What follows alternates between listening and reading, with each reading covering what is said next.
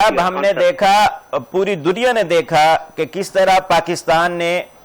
جو مذاکرات ہوئے ہیں ان کا جو بھی نتیجہ ہو، کیونکہ اس میں ہم ثالثی کر رہے تھے، ہم صرف ایک ٹیبل دے رہے تھے کہ آپ دونوں بیٹھ کے کریں، ہم نے وہ ماحول دیا کہ اس میں ہم نے دونوں آمنے سامنے جنگ کرنے والوں کو ہم نے آمنے سامنے امن کی ٹیبل پہ بٹھایا۔ جنگ بندی کا تو ہمارا ہی کریڈٹ ہے نا، اس کا تو پوری دنیا مان رہی ہے۔ یہ بات تو اس بات کے اوپر کیوں تکلیف ہوتی ہے بھارت کو؟ خاص طور پہ اسرائیل کا چلو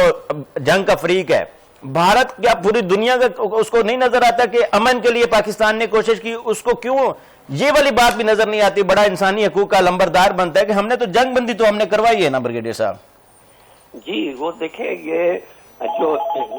انڈیا ہے وہ تو ہمیشہ یہاں سے ویلن آف دا پیس ہے، وہ یہ رہا ہے، اور وہ پاکستان اس کو ایک نظر جو ہے وہ نہیں یہ باتا، اور جو اس کو جو ہزیمت اٹھانی پڑی 4 دن کی جنگ میں، وہ تو اس سے وہ نکل نہیں سکتا، وہ پاگل ہوا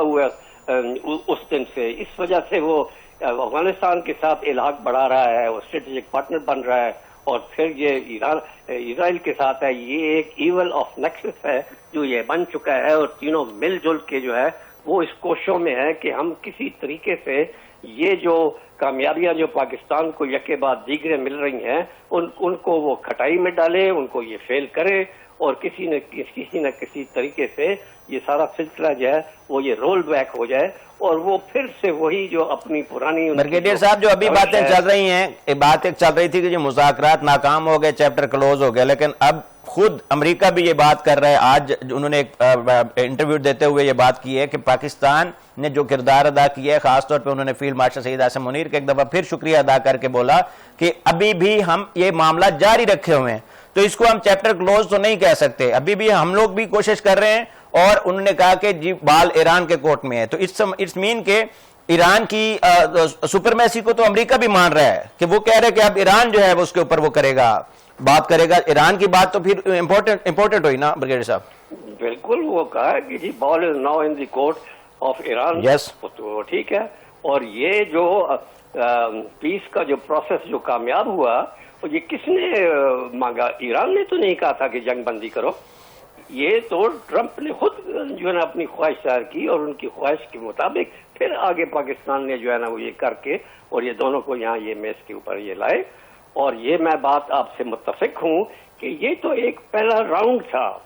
جو کہ 47 ایئرز کی انٹیگنزم کے بعد یہ بیٹھے اور آمنے سامنے، وہاں ان کے 15 نکات تھے، ان کے یہ 10 نکات تھے۔ تو یہ تو کبھی تاریخ میں ایسا نہیں ہوا کہ اتنی بڑی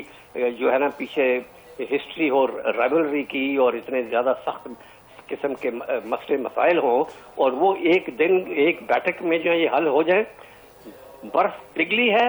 اور آئندہ انشاءاللہ اور برف پگھلے گی۔ یہ مذاکرات ختم نہیں ہوئے، یہ تو اب شروعات ہے۔ دوبارہ بہت جلدی آپ یہ سنیں گے کہ سیکنڈ راؤنڈ آف ٹاکس ہوگا، اس میں مزید برف یہ پگھلے گی، اور جو 1-2 کم از کم ایسے ہیں جو کہ سٹکنگ پوائنٹس ہیں، جو کہ میری نظر میں وہ بھی جو ہے نا ناجائز ہیں، وہ اس میں کوئی ایسا ہونے نہیں چاہیے۔ یعنی نیوکلیر ہے تو نیوکلیر کا ڈیل کی ہسٹری اگر آپ دیکھ لیں تو وہ تو 2015 میں انہوں نے ہی خود ایک نیوکلیر ڈیل بنایا تھا، پھر انہوں نے خود اس کو جو ہے نا انڈو کر دیا، اور پھر آج جو ہے وہ نیوکلیر کے بعد بجائے جو ہے کبھی بیلسٹک میزائلز کی بات کر رہے ہیں اور کبھی ان کی پراکسی۔ بریگیڈیئر صاحب